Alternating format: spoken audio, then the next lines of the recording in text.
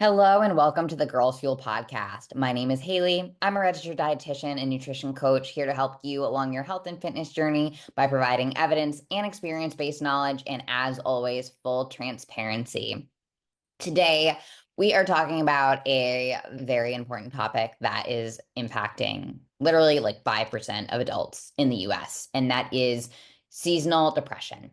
So, Jazz, I would love for you to kick this off. This topic was your idea to bring up, and you're in Canada, cold, dark, wet, and I'm in Florida. So I know at this point you're much more affected by this than I am. So tell us a little bit more Yeah. about seasonal depression and maybe what that feels like.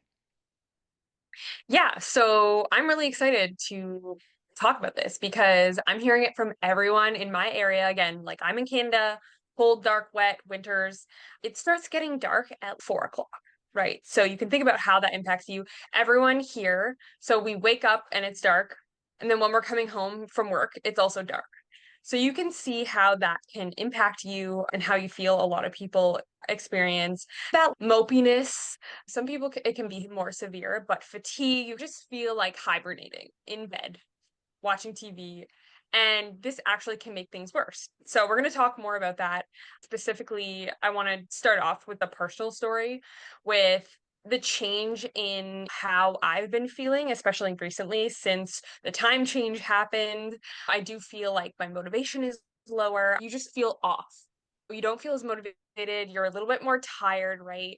And so that brings me to SAD. What is SAD? It is a seasonal affective disorder. It is a type of depression that's linked to changes in seasons, usually starting in late fall and continuing throughout the winter. It can cause fatigue, hopelessness, difficulty concentrating, similar to ADHD symptoms. So I always joke to Haley, like, my ADHD is so bad right now. I feel like I can't focus as much, and it takes a little bit more for me to focus. So sometimes a little bit extra caffeine, which isn't always a great thing. Changes in sleep patterns is huge. So we're going to talk about why. And then even weight gain. So obviously there's multiple factors at play here, but it's important, like Haley said. So 5% of adults in the US experience SAD symptoms, but a lot of people have milder seasonal changes. And I've been posting recently who has the blues right now. So that's why I want to kick us off today. Haley, do you want to start talking about the hormones that are at play and some of those neurotransmitters that play a role here? Yeah, definitely. And I think before we do that, it's really important just to highlight that this is it's a very common and normal thing, right? We visited Rhode Island for Thanksgiving and it was dark at 4 o'clock. And I was like, what the heck? We were supposed to go out to dinner one night. And I was like, it's literally bedtime, like hard no. So we're hearing it from our clients because we work with clients all over the world. Especially, I have a client, she lives in like the Denmark area. And at one point, she said it was dark for like over 24 hours. We do have a lot of recommendations for this just based on what we know about brain health, what we know about our Mm. circadian rhythm, and how this seasonal change actually impacts you, right? So it does really boil down a lot to hormones or Yeah. neurotransmitters. The main ones that I'm going to talk about are serotonin, dopamine, and melatonin. Now, a lot of us experience dysregulation of these three things year round due to chronic conditions. So when I think serotonin, I think anxiety and mood. Serotonin is a neurotransmitter that helps regulate mood. The reason why it's impacted during this season change is when sunlight decreases, serotonin levels drop, which can lead to that feeling of depression. It can lead to those feelings of anxiety. And we're going to get into in a little while how we navigate these things because while I don't necessarily notice seasonal changes, I have diagnoses of all of the things related to these, be that anxiety.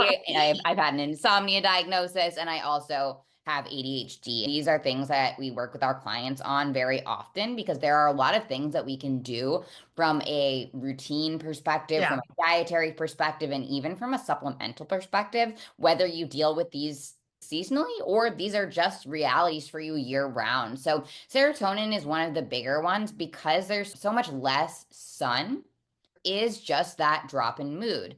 I actually put a poll on my story the other day where it was like, do you feel more productive when it's dark or when it's sunny? And a lot of people put when it's sunny. And that makes perfect sense because a lot of times when the sun is out, we just feel a little bit happier.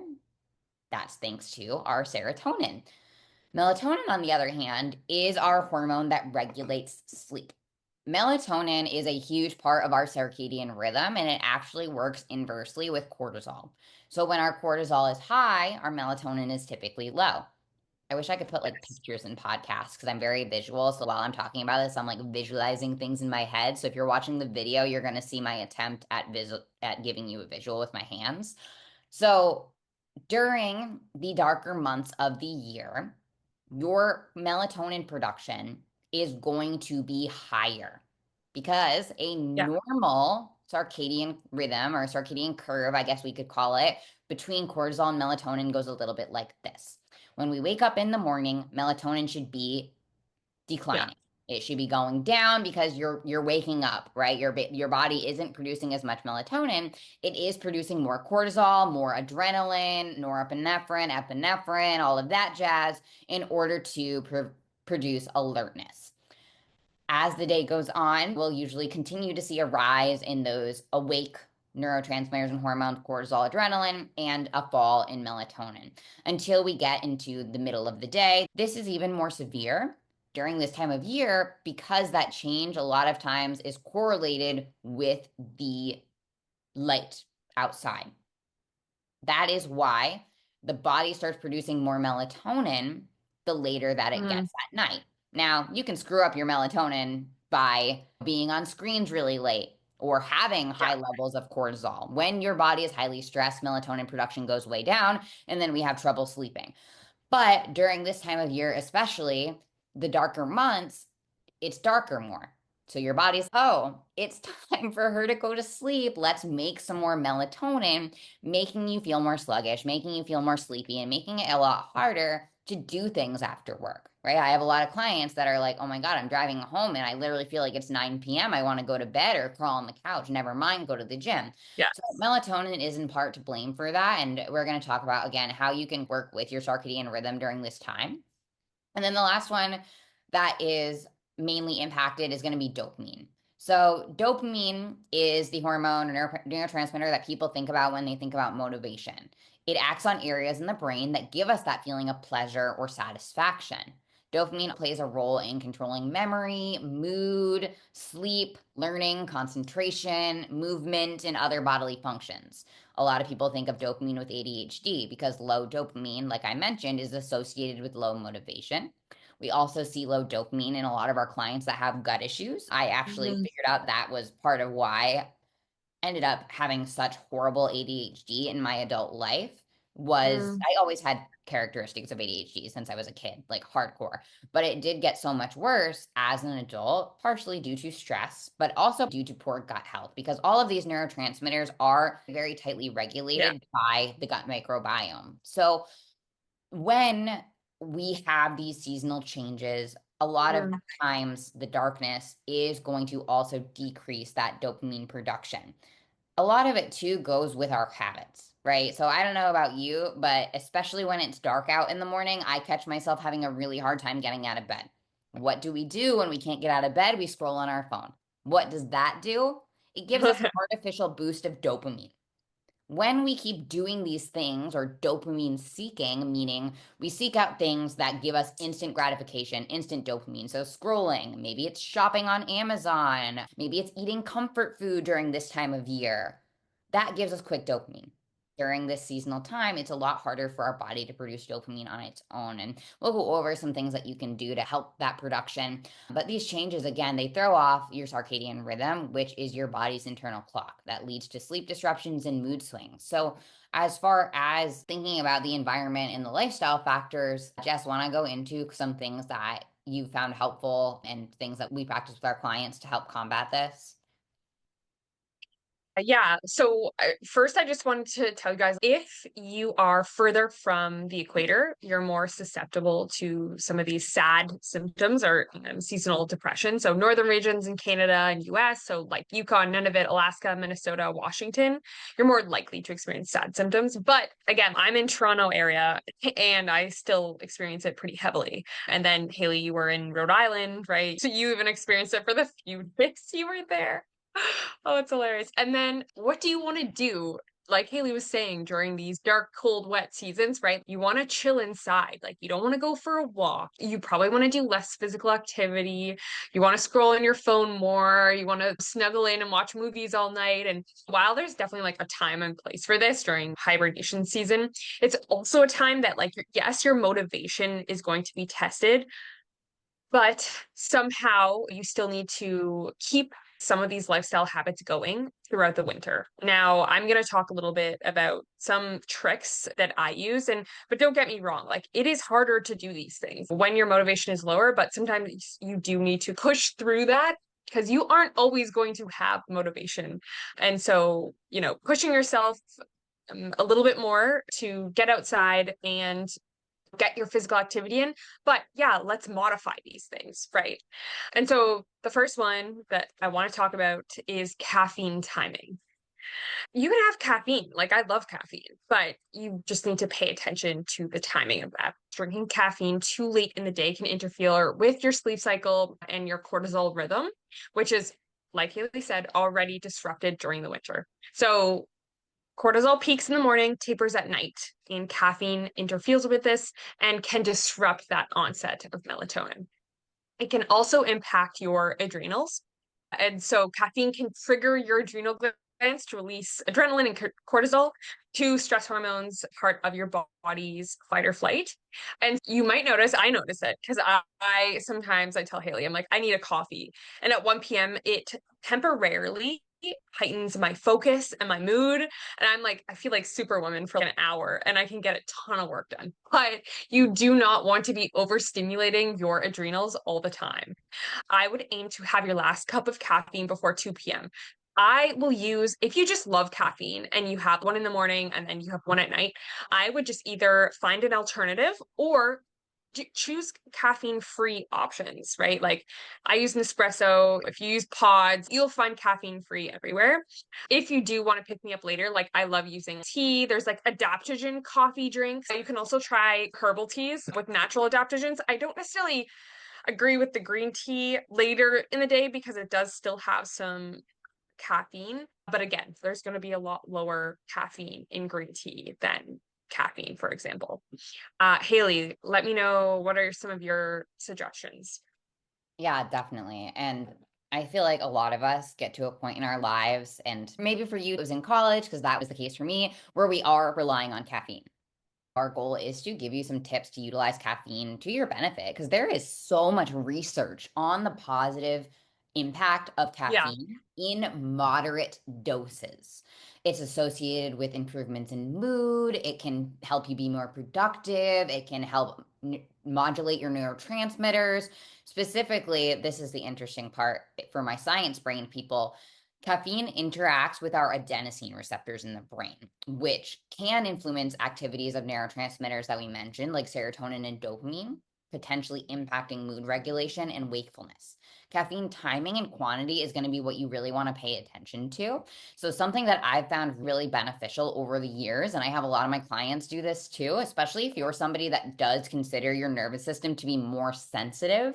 And some signs of that, one is you crash very easily from stimulants. So whether that's caffeine, an energy drink, something like a stimulant medication, maybe you feel really good or you don't feel anything, but you crash hard hours later and you're reaching for more.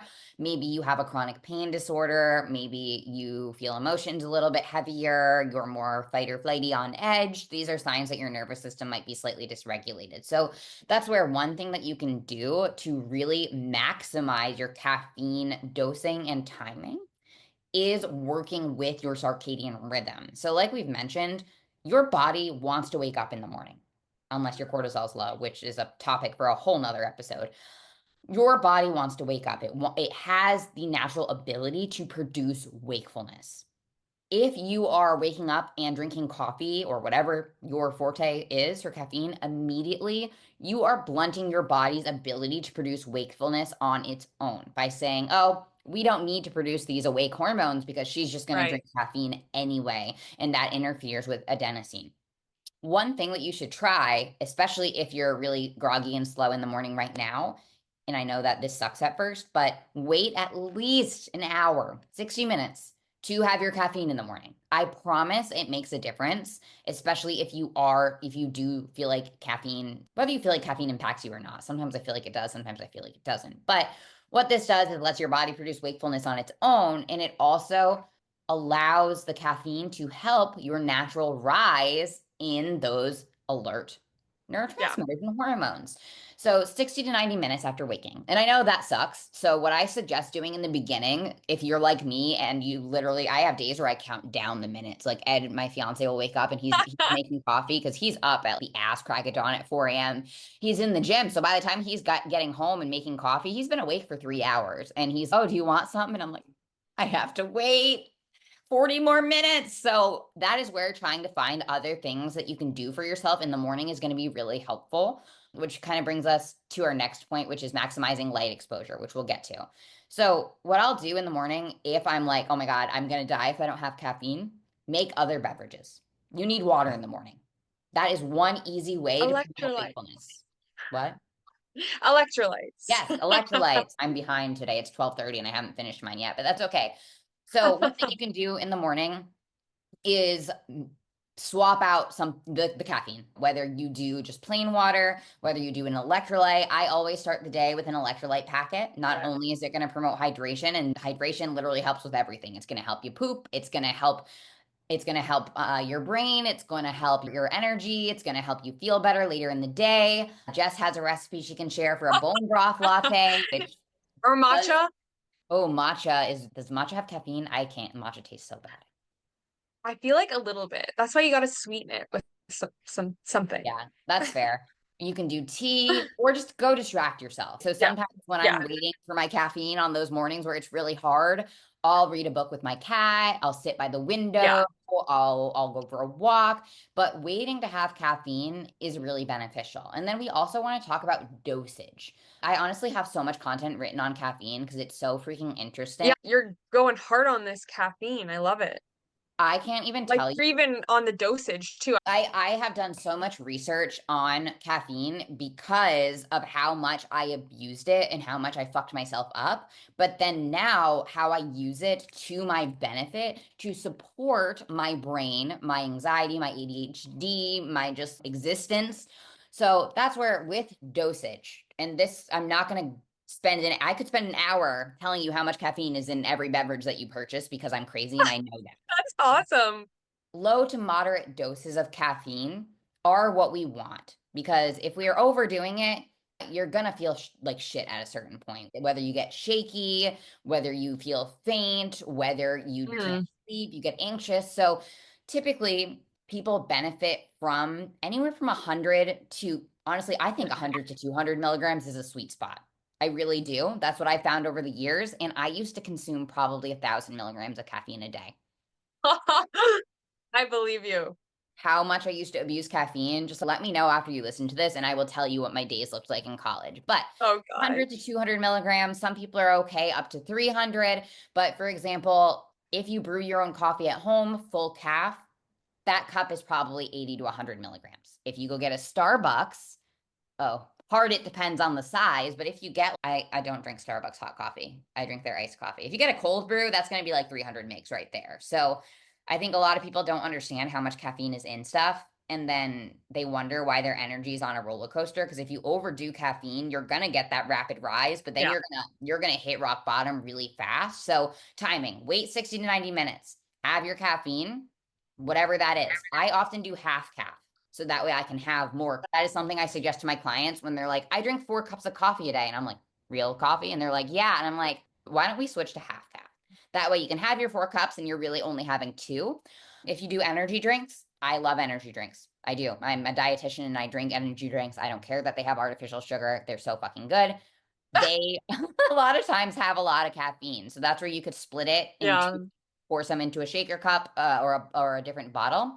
And that's where too, if you're someone that does start to notice that you come down from your caffeine or you're just having a midday slump around lunchtime, it's not the worst thing to have another 80 to 100 milligrams of caffeine around that time. But like Jess Yeah. mentioned, typically it works best for people to have their last caffeine injection before 2 p.m. I don't care Okay. if your parents say they can drink caffeine at 8 p.m. and still have good sleep because they probably just don't even know what sleep is. That's what my mom does. They'll drink coffee at 5, and I'm like, what is wrong with you? If I did, like, I'll, I do yeah. it sometimes when I'm with them just because Yeah. I make it and I'm like, oh, Same. that looks good. And then I'm up all night. I know. I do it once a year when my parents use, what is it called? Bailey's and coffee at Christmas time. Ooh. I will do it. I can't say no to it. But this is all great. Very long tangent on caffeine timing, but that is I love something it. that we do. I work very closely with my clients on because a lot of women I feel like come to us and they're like, I'm so tired all the time, so I drink so much Yeah. caffeine. And I'm like, does it help? And they're like, I don't think so. And I'm like, that's because you're not timing it correctly and you're overdosing yourself. So you need Yes. your system at Your all tolerance too is like up here, so you probably can't even feel it. times. Yeah, I love that. Mhm. My brother, actually, just quick story, like he will have, and I try and talk to him. He's like the extreme levels of everything. So 3 energy drinks, like 3 coffees, and you should like you either see him and he's like off the rails or he's like sleeping, right? So it's like the tired and wired type of thing that may start to happen if you overdo it. I'm not saying everyone does that, but that's I find, you know, gotta chill out on the caffeine for sure.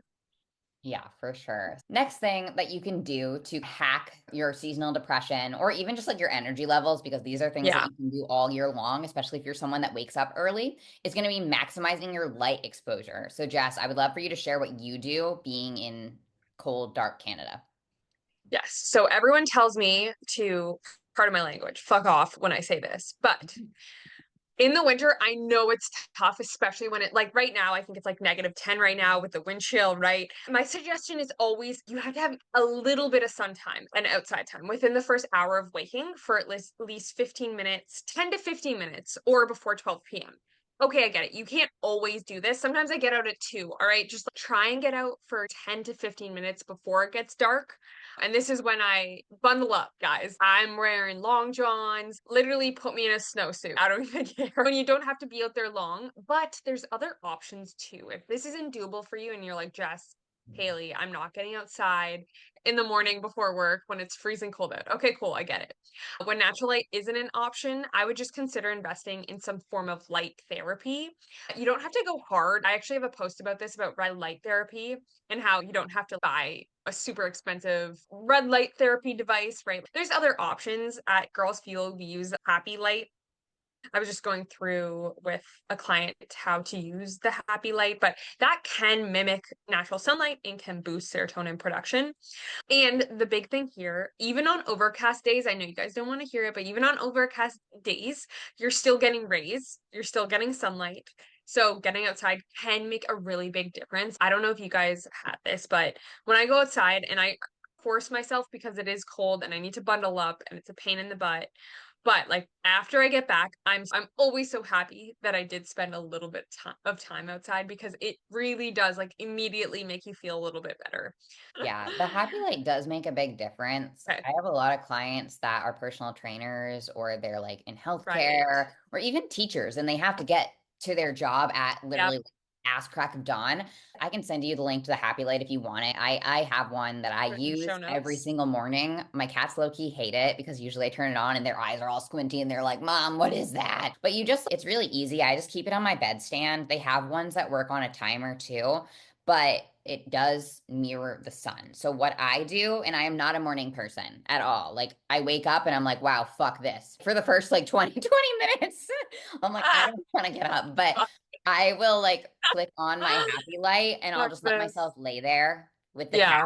for literally 15, 20 minutes. And usually by then, because my brain is, oh, the sun is coming up, even though it's not, that will stimulate the internal process of wakefulness. So that is one thing that you can put on your Christmas list. This episode probably will come out before Christmas at this point. The one that I have is literally like $30 or something like that. But that is one big thing that you can do that it does make a big difference. And same with red light therapy. I have one that was like $50 and I think it helps. I don't Yeah, use my red light panel consistently enough, but when I was, it did help with my neck pain. So, and immune function, it can help with too. sweet. Yeah. So there are like affordable devices. 'Cause sometimes I see those devices that are red light therapy. It's like $1,000 for a big fancy thing from a fancy place. It's okay. You don't necessarily have to do that. Like you can rely on the happy light, more affordable red light therapy devices, things like that. Mhm. All right. Let's get into the third thing that you can do to help reduce your risk of seasonal depression, which is supporting your immune function. Like one of our favorite things to talk about, I feel like right now. This is And it. especially this is going to be important for cold and flu season. So you want to keep your immune system strong. It's interesting because even in all the education that I've done with past mentors, Haley is the first one to tell me like that is what is being missed most of the time. And that is what was being missed in my own health journey too. I was never sick really, but it's interesting because I have Hashimoto's. So my immune system is always on high alert. Hopefully that's getting better because I feel so much better. But yeah, your immune system is often overlooked. Haley, tell me why immune issues are worse in the winter, please. Definitely. So it goes back to a lot of what we've already talked about, where we're just taking care of ourselves a little bit less. And there's no Yeah, shame in the game, right? It happens to all of us. We sleep a little bit later, we spend less time outside, we're moving less, our motivation is lower. So we might be eating more processed foods or eating more sugar. And then, especially if you have kids, everybody's snotting all over each other, right? So the combination of less sun exposure. So you're getting less vitamin D. You're also likely not making the best choices. It's also around the holidays. That is the biggest time of year when people see weight gain, when they see bigger bouts of inflammation in their body, when they don't feel their best. And when you don't feel your best for one reason or another, it's very easy to give into that. So that's where a big thing that you can do to support your immune system is either stay consistent with the habits that you've already built, like regular exercise, eating a very balanced diet. And Jess is going to talk about a little bit more with specific vitamins and minerals that you do need to make sure that you're getting, and you can get them from your diet. You don't always need to take like 16 vitamin and mineral supplements that will support immune function this time of year. But the big thing is we're just not doing as much outside as we do in the summer. We're going towards comfort foods. There are holidays, there is sugar. So that is one thing that you can do in your normal diet. I'm not saying you have to avoid sugar on Christmas, but in your normal diet, we want to keep foods that are high in added sugar as low as possible because they are going to be inflammatory. And we talked about this in a different episode where, that inflammatory cascade of high blood sugar, insulin resistance can cause weakening of the GI lining, which is often going to lead to immune dysfunction. I could literally talk about this for 3 hours, so I'm going to leave it at that. all right. Yeah, so I want to talk a little bit about some nutrition tips that you can get through food. Sometimes, if you know that you're not getting these key foods in your diet, a high quality multivitamin might be a good choice for you. In general, you want to get in your omega 3s from fatty fish or flax seeds. You want to add in foods with vitamin C, with lots of micros. So we're looking at selenium, which you can get from Brazil nuts, vitamin A, C, and B, iron, zinc, copper. In a course I did, they recommended these zinc acetate lozenges, which can be really helpful, and some other supplements like NAC and adaptogens. In terms of food sources, iron is going to be a big one. So red meat, shellfish, I think oysters are the biggest ones with iron. But you don't always need to go like Haley's looking at me like, no way, dude. And especially with people who have the protein ick, I get it. So when I get these days, it's okay, oats are great, dark chocolate. There's lots of different cleaner ingredient cereals that have iron. You can rely on other sources as well. Zinc, again, oysters, but another big one is pumpkin seeds. I really do try and make an effort to get in pumpkin seeds, foods with zinc. However, I do supplement with zinc as well. Copper, again, red meat, organ meat. There's organ meat supplements, don't worry. And then vitamin A. So vitamin A is very important. Green leafy veggies, sweet potatoes, squash. That's usually the sources I use. Vitamin C, this is actually hard to get in just through food. I do supplement with vitamin C because getting in enough like blueberries, citrus fruits, just fruits in general sometimes can be hard. So if you need to supplement, vitamin C is usually a really affordable supplement. Vitamin B, so all the B vitamins usually coming from a lot of meat sources. That's mostly how I get my B vitamins. And I'm blanking on other sources of B vitamins. I think they're in a lot of dark leafy greens as well. Yeah, But what's great is that a lot of foods do have a good source of a lot of these different ingredients as well. The other thing as well that I focus on for nutrition is just always staying hydrated. So the tip that Haley mentioned about using electrolytes in the morning, considering like herbal teas, I love dandelion, ginger, lemon, turmeric. All of these things are going to support inflammation and immunity really well. Anything you would add to that? definitely. A lot of things vary too. If you're somebody that does have pre-existing issues, be that a gut issue, be that something Yeah. like Hashimoto's, or I'm trying to think of other autoimmune conditions that we see a lot of clients with. Like if you have an MCAS situation, like a mast cell activation, POTS, those aren't necessarily autoimmune, but you get the idea, celiac, then your immune function is already compromised Yeah. and your needs may be very different than just somebody that's trying to prevent catching their child's cold. And that is where really understanding on a deeper level how your body is interacting with different external factors, be that toxins, be that environmental pathogens like mold and allergens, is going to be really important. And outside of vitamins and minerals, there is a lot that we can do from a supplement perspective to boost your immune function, but it will largely depend on what symptoms you typically end up having. When it comes to regulating neurotransmitter health, we actually did a post on this the other day. There is a lot that you can do from a supplement perspective if you are somebody that feels like you struggle with anxiety, depression, ADHD. One of the things that I'm using right now a lot because I'm trying to manage my ADHD naturally is L-tyrosine. So L-tyrosine is fantastic for boosting dopamine, and it also can help regulate energy levels. So I noticed that when I take my L-tyrosine with my caffeine in the morning, it does help with alertness and motivation for the day, especially because the morning time for me is when I struggle. If you're someone that does struggle with anxiety, our go-to is going to be saffron extract. I recommend starting with 30 milligrams per day. And this also helps with dopamine. It's very well researched. And that's something that I've used with clients for years now. I have so many clients where I'll give them saffron and they're like, Haley, is this fake? Is this placebo? I literally feel better overnight. And I'm like, no, it's literally not. Like that really does help with serotonin.